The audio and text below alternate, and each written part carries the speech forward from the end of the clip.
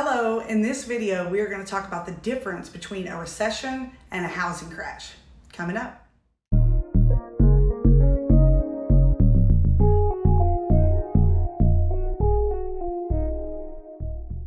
Okay, so let's talk about a recession. So a lot of y'all, when you hear the word recession, it's practically synonymous with the 2008 mortgage meltdown. I mean, you think about neighborhoods with for sale signs in the yards, and you think about a financial crisis. However, it's an artificial association based on recent history. If we take a long view of the economy, a recession has no greater chance to cause a significant housing downturn than any other movement in the economy. So I want to break it down for you here. In general, an economic recession is defined as a period of economic decline with a fall in the GDP in 2 consecutive quarters. This is contrasted with a depression, which is a recession that goes on for years and can involve an extreme double-digit GDP decline. Of course, our current economic downturn has largely been voluntary and as a result of the COVID-19 pandemic. This economic shutdown is unprecedented precisely because it's not the primary result of market forces, and its resolution won't be either.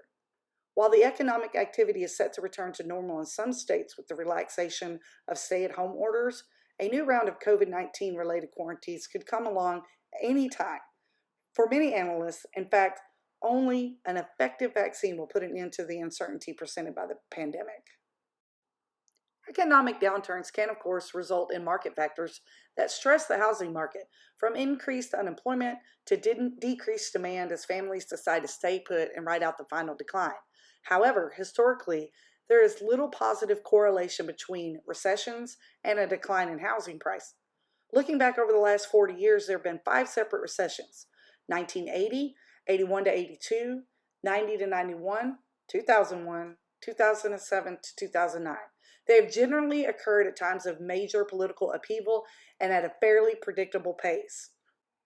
While small declines in housing prices generally occur during a recession, with the exception of 2001, in most cases the declines are so small that they can easily be explained as part of the normal pattern of market fluctuations that are occurring all the time.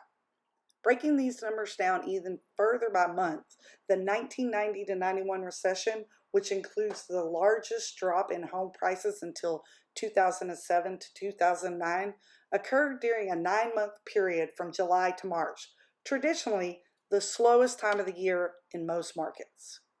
In contrast to the perceived association between recession and home prices, the 2001 recession saw home prices jump by 4.4% during the same period, even with the simultaneous upheaval experienced in the aftermath of the 9/11 terrorist attacks. For many reasons, the recession of 2007 through 2009 was fundamentally different, primarily because it was centered in real estate-related markets.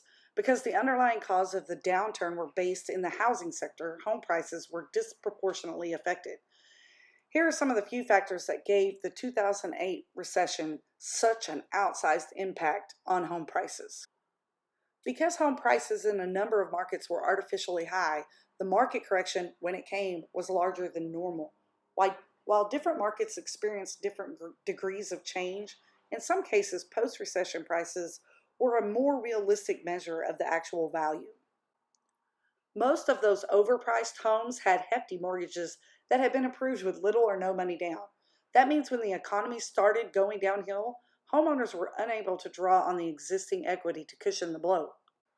In addition, many of those loans had been granted to less qualified applicants who were more at risk for job loss and financial reversals. As the economy worsened, its effects were seen in an escalating cascade of foreclosures among these homeowners. Because banks have been handing out so much money and going all in on risky investments, many lacked the funds necessary to weather the economic storm that was unleashed.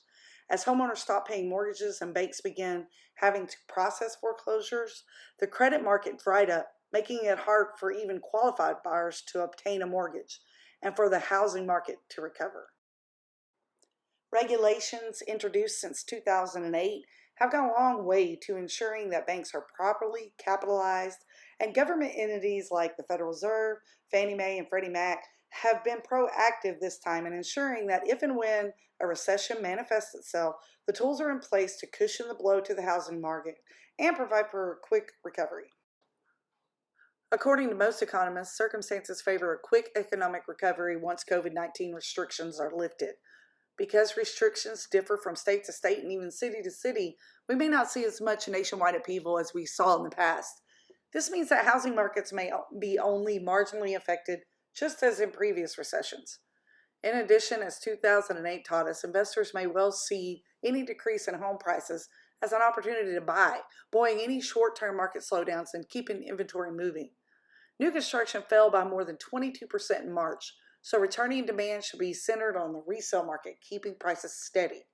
Finally, post-COVID-19 housing may well be fueled by the lessons homeowners have learned during the quarantine period. Expect an increase in demand for homes with smart upgrades, in-law suites, or guest houses.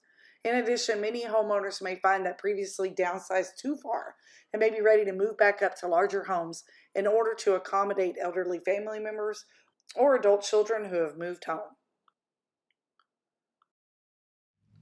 Thank you so much for watching my video. I hope you found it informative. Subscribe for more videos just like this, and until next time, have a great one.